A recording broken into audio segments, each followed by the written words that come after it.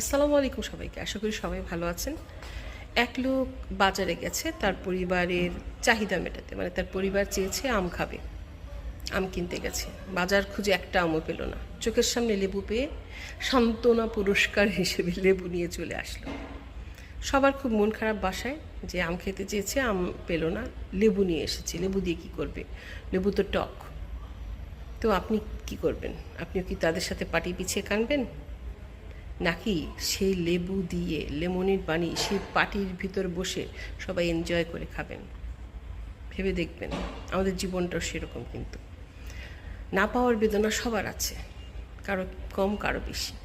তো দুটো পন্থা আছে, একটা হচ্ছে মেনেও মানিয়ে নেওয়া, অন্যটা হচ্ছে প্রতিবাদ করা, পরিবর্তনের জন্য অগ্রসর হওয়া। দুটো পথ, এর মাঝামাঝি বলে কিছু নেই। এর মাঝামাঝি আপনি যত ওয়াইন করেন, যত হাত পা ছুড়েন, লাভ হবে না। শুধু কি হবে, আপনার স্ট্রেস বাড়বে, আপনি অসুস্থ হবেন, কিংবা আপনার জীবনের অনেক বড় একটা সময় এই তাড়নাতেই কেটে যাবে। তো আপনার কোনটা চয়েস ভেবে দেখবেন।